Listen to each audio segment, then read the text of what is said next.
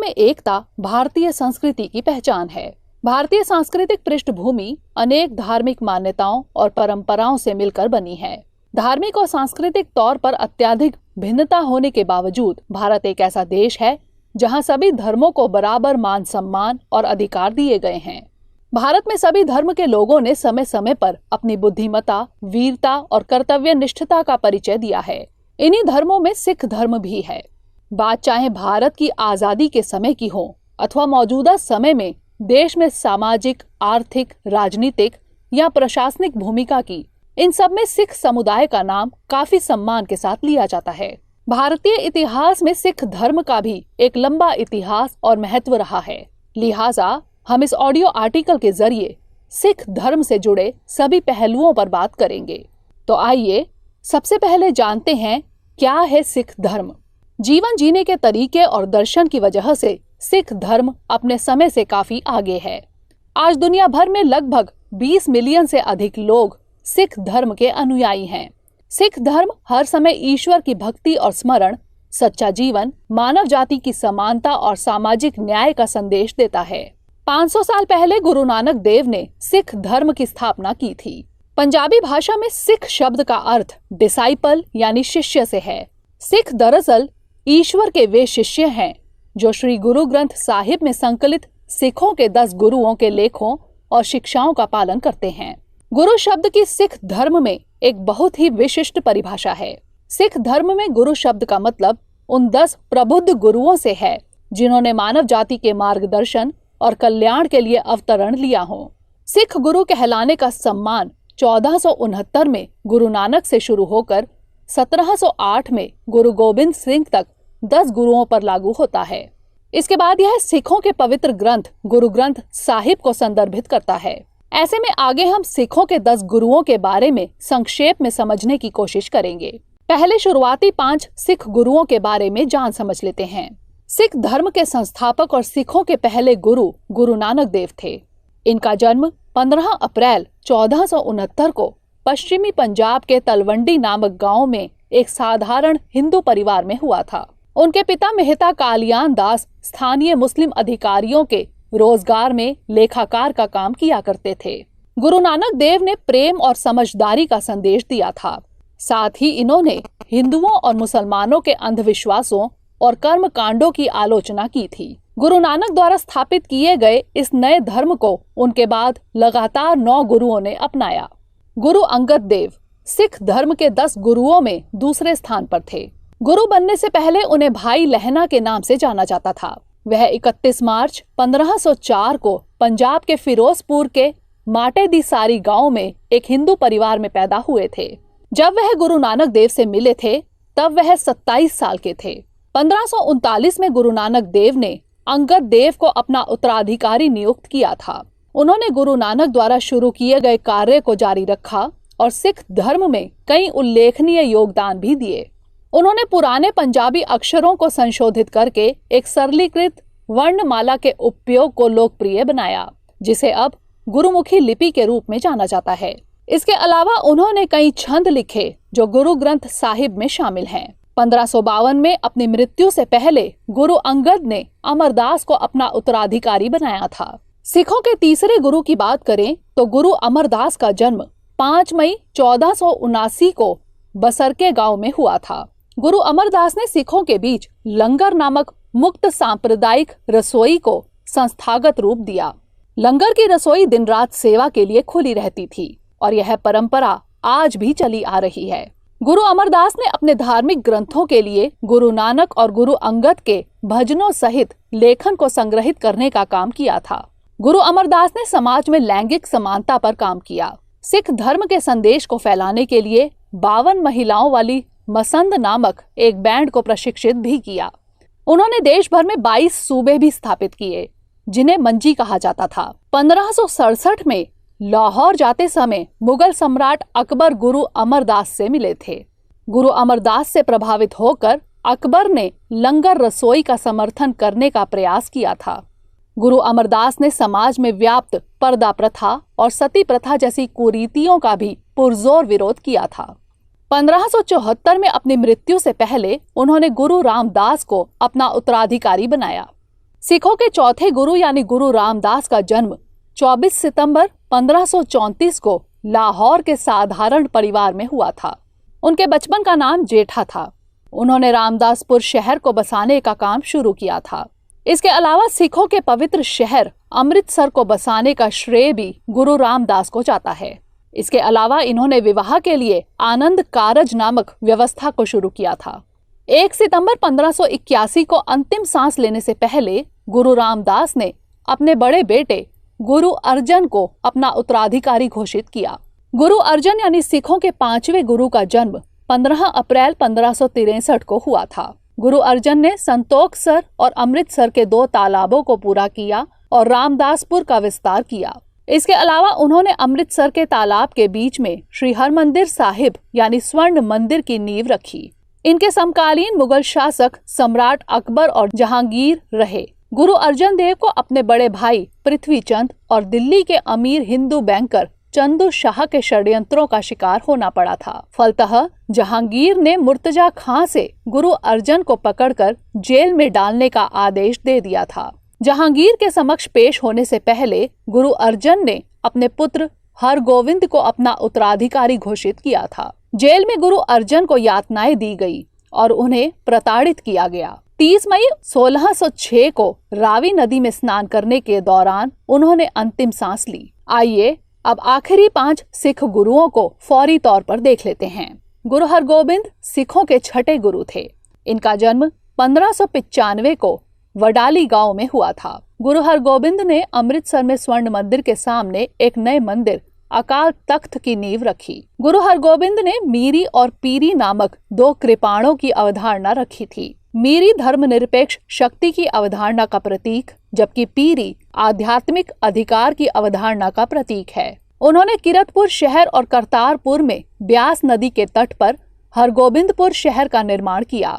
शुरुआत में गुरु हरगोबिंद के मुगल सम्राट जहांगीर से अच्छे संबंध रहे, लेकिन बाद के सालों में उनके मुगल अधिकारियों के साथ टकराव शुरू हो गए। 1631 में मुगल सैनिकों और गुरु हरगोबिंद के बीच भीषण लड़ाई हुई थी। गुरु हरगोबिंद ने अपने सबसे बड़े बेटे बाबा गुरदित्त के पुत्र हर्राय को अपना उत्तराधिकारी बनाया। इसके बाद 1644 में गुरु हरगोबिंद का निधन हो गया। सिखों के 7वें गुरु की बात करें तो गुरु हर्राय का जन्म 16 जनवरी 1630 को किरतपुर में हुआ था। इनके समकालीन मुगल सम्राट शाहजहां और औरंगजेब रहे। गुरु हर्राय ने शाहजहां के बेटे दारा शिकोह को अपना दर्शन दिया था। गुरु हर्राय ने अपने छोटे बेटे हरकृष्ण को अपना उत्तराधिकारी नियुक्त किया और इसके बाद 6 अक्टूबर 1661 को उनका निधन हो गया था। गुरु हरकृष्ण जब महज 5 साल के थे तब उन्हें सिखों के 8वें गुरु के रूप में नियुक्त किया गया था। औरंगजेब ने इन्हें दिल्ली में अपने दरबार में पेश होने के लिए कहा था। तब राजा जय सिंह ने दिल्ली में गुरु हरकृष्ण की सुरक्षा का वादा किया था। जब गुरु हरकृष्ण दिल्ली आए थे उस समय दिल्ली में चेचक महामारी फैली हुई थी। कई लोगों को ठीक करते करते गुरु भी इस बीमारी की चपेट में आ गए और 30 मार्च 1664 को 8 साल की अल्पायु में ही उनका निधन हो गया था। सिखों के 9वें गुरु यानी गुरु तेग बहादुर गुरु हरगोबिंद और बीबी नानकी के सबसे छोटे पुत्र थे। इनका जन्म 1 अप्रैल 1621 को अमृतसर में हुआ था। गुरु तेग बहादुर के बचपन का नाम त्यागमल था। गुरु तेग बहादुर ने बाबा बकाला नामक स्थान पर साधना की थी। गुरु तेग बहादुर ने अपनी मां के सम्मान में चक नानकी नाम से एक शहर की स्थापना की थी, जिसे बाद में आनंदपुर साहिब के नाम से जाना जाने लगा। औरंगजेब ने गुरु तेग बहादुर से जबरन धर्म परिवर्तन के लिए कहा था, लेकिन गुरु तेग बहादुर ने ऐसा करने से मना कर दिया था। इसके बाद औरंगजेब ने गुरु की तत्काल गिरफ्तारी के आदेश दे दिए थे। 11 नवंबर 1675 को औरंगजेब के आदेश पर दिल्ली के चांदनी चौक पर गुरु तेग बहादुर जी का शीश धड़ से अलग कर दिया गया। बाद में गुरु तेग बहादुर की याद में उनके शहीदी स्थल पर चांदनी चौक में शीशगंज साहिब नामक गुरुद्वारा बनाया गया। इसके बाद गुरु गोबिंद सिंह महज 9 साल की उम्र में अपने पिता गुरु तेग बहादुर के उत्तराधिकारी बने। गुरु गोबिंद सिंह सिखों के 10वें और अंतिम गुरु थे। इनका जन्म 22 दिसंबर 1666 को पटना बिहार में हुआ था। 1699 में गुरु गोबिंद सिंह ने खालसा पंथ की स्थापना की थी। खालसा ऐसे पुरुष और महिलाएं हैं जिन्होंने सिख बपतिस्मा समारोह में भाग लिया हो और जो सिख आचार संहिता एवं परंपराओं का सख्ती से पालन करते हों। साथ ही वे पंथ की 5 निर्धारित भौतिक वस्तुओं मसलन केश, कंघा, कड़ा, कच्छ और कृपाण धारण करते हों। इन 5 वस्तुओं को 5 ककार कहा जाता है। 1708 में अपनी मृत्यु से पहले गुरु गोबिंद सिंह ने किसी इंसान की जगह श्री गुरु ग्रंथ साहिब को अपना उत्तराधिकारी घोषित किया। बिहार के पटना साहिब में एक गुरुद्वारा है जिसका नाम तख्त श्री पटना साहिब है। इसे हम हरमंदिर साहिब के नाम से भी जानते हैं। इस गुरुद्वारे को सिख साम्राज्य के पहले महाराजा रणजीत सिंह द्वारा गुरु गोबिंद सिंह के जन्म स्थान की स्मृति में बनाया गया। ये तो रही पूरी बात सिखों के 10 गुरुओं के बारे में। अब हम जानेंगे कि सिख धर्म से जुड़ा दर्शन क्या है और इसके क्या सिद्धांत हैं। तो आइए अब सिख दर्शन और मत को देख लेते हैं। सिख धर्म में एक ईश्वर यानी एक ओमकार की मान्यता दी गई है। सिख धर्म मानता है कि सभी धर्मों के सभी लोगों के लिए एक ओमकार ही एक ईश्वर है। यही ईश्वर सृष्टिकर्ता, पालनकर्ता और संहारक है। दूसरे मत के अनुसार भगवान मानव रूप नहीं ले सकते। सिख धर्म में जीवित गुरुओं की कोई जगह नहीं है। श्री गुरु ग्रंथ साहिब ही शाश्वत गुरु हैं। सिख दर्शन कहता है कि मानव जीवन का लक्ष्य जन्म मृत्यु के चक्र को तोड़कर ईश्वर में विलीन हो जाना है। यह गुरु की शिक्षाओं का पालन करके पवित्र नाम पर ध्यान, सेवा और दान जैसे कार्य करके किया जा सकता है। सिख धर्म में 5 दोषों की चर्चा की गई है: काम, क्रोध, लोभ, मोह और अहंकार। अगर कोई व्यक्ति इन पर काबू पा लेता है तो वह मोक्ष को पा सकता है। इसमें उपवास, धार्मिक शाकाहार, तीर्थ यात्रा, अंधविश्वासों का पालन, योग, मूर्ति पूजा जैसे किसी भी अनुष्ठानों की निंदा की गई है। सिख धर्म में सामान्य पारिवारिक गृहस्थ जीवन को प्रोत्साहित किया गया है। मोक्ष हासिल करने के लिए ब्रह्मचर्य यानी सांसारिक जीवन का त्याग जरूरी नहीं है। सिख धर्म जाति, पंथ, नस्ल अथवा लिंग के आधार पर होने वाले किसी भी भेदभाव का निषेध करता है। साथ ही महिलाओं की पूर्ण समानता पर जोर दिया गया है। कन्या भ्रूण हत्या, सती प्रथा और पर्दा प्रथा का निषेध और विधवा पुनर्विवाह को प्रोत्साहन दिया गया है। भीख मांगने अथवा बेईमानी से काम करने की बजाय ईमानदारी से काम करके रोजी रोटी कमाने को सिख धर्म में सम्मान की बात मानी जाती है। सामुदायिक सेवा भी सिख धर्म का एक अभिन्न अंग है। सभी धर्म के लोगों के लिए हर गुरुद्वारे में मुफ्त लंगर का खुला रहना इस सामुदायिक सेवा की एक अभिव्यक्ति है।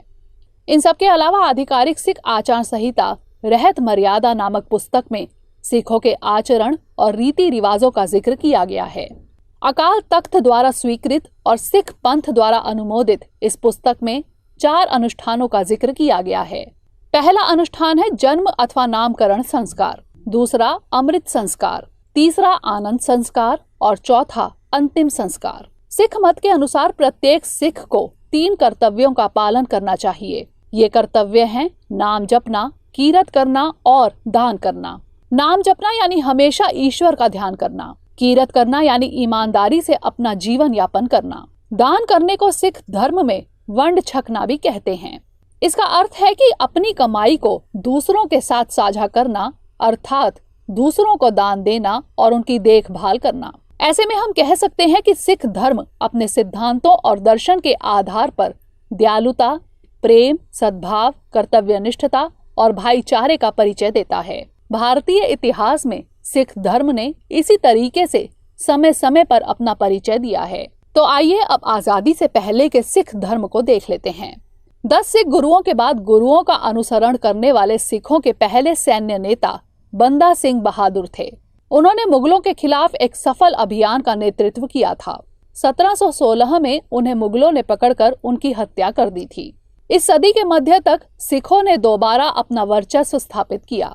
1799 में रणजीत सिंह ने लाहौर पर कब्जा कर लिया था और 1801 में पंजाब को एक स्वतंत्र राज्य और खुद को महाराजा के रूप में स्थापित किया। वह एक ऐसे समय में भी कुशल शासक साबित हुए जब सिख अल्पमत में थे। उन्होंने अपनी पहचान एक धर्मनिष्ठ शासक के रूप में बनाई। वह हिंदुओं और मुसलमानों के धार्मिक कार्यों में भी हिस्सा लिया करते थे। 1839 में महाराजा रणजीत सिंह की हत्या के बाद सिख साम्राज्य कमजोर पड़ गया। 1845 से 46 में ब्रिटिश सैनिकों ने बहुत से सिख क्षेत्रों पर कब्जा कर लिया था। इसके बाद 1849 में सिखों ने अंग्रेजों के खिलाफ फिर से विद्रोह किया, जिसमें वे निर्णायक रूप से अंग्रेजों से हार गए। इस अंतिम लड़ाई के बाद सिखों और अंग्रेजों ने अपने आपसी रिश्तों को सुधारने के प्रयास किए। यहाँ से कुछ विशेषताओं के साथ सिखों की ब्रिटिश सेना में सेवा करने की परंपरा शुरू होने लगी। लेकिन 1919 में जनरल E.H. डायर के नेतृत्व में अमृतसर नरसंहार के साथ ही सिखों और अंग्रेजों के बीच के संबंधों में फिर खटास आ गई। यह ब्रिटिश भारत के इतिहास की सबसे शर्मनाक घटनाओं में से एक थी। इस घटना को जलियांवाला बाग हत्याकांड के नाम से भी जाना जाता है। इस घटना ने भारतीय स्वतंत्रता आंदोलन को और मजबूती दी और यहीं से भारत में ब्रिटिश राज के पतन का मार्ग प्रशस्त होने लगा। तो आइए ऐसे में अब निष्कर्ष की बात कर लेते हैं। 1947 में भारत को आजादी भारत के ही विभाजन के आधार पर मिली, जिसमें भारत से अलग कर एक मुस्लिम राष्ट्र पाकिस्तान बनाया गया था।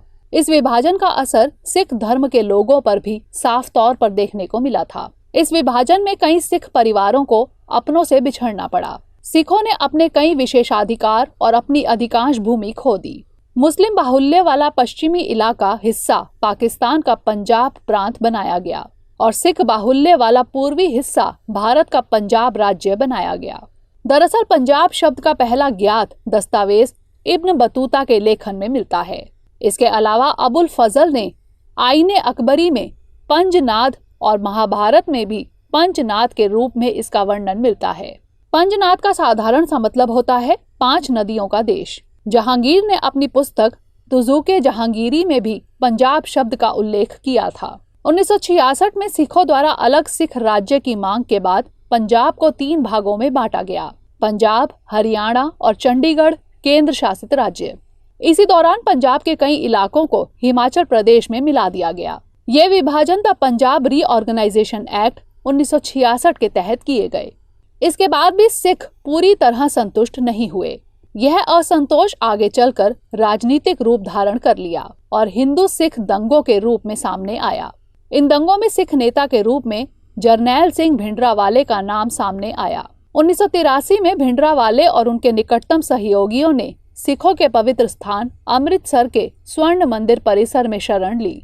इन्हें पकड़ने के लिए भारतीय सैनिकों ने तत्कालीन प्रधानमंत्री इंदिरा गांधी के आदेशानुसार जून 1984 को ऑपरेशन ब्लू स्टार चलाया। सैनिकों ने इस ऑपरेशन के तहत स्वर्ण मंदिर परिसर पर हमला किया। इस हमले में कई लोग मारे गए और इमारतों को भी क्षति पहुंची। इस घटना के बाद समूचे सिख समुदाय में आक्रोश पैदा हो गया और यह आक्रोश प्रधानमंत्री इंदिरा गांधी की हत्या के रूप में सामने आया। गौरतलब है कि अक्टूबर 1984 में इंदिरा गांधी की हत्या उनके ही 2 सिख अंगरक्षकों ने कर दी। इसके बाद भारत में 4 दिनों तक सिख विरोधी दंगे हुए, जिसमें हजारों लोगों को अपनी जान गंवानी पड़ी थी। मौजूदा समय में चल रहे किसान आंदोलन की वजह से सिख समुदाय एक बार फिर सुर्खियों में आ गया है। हालांकि इस आंदोलन का क्या परिणाम निकलता है, यह अभी भविष्य के गर्त में छुपा हुआ है। आइए अब नोट करते हैं आज का सवाल।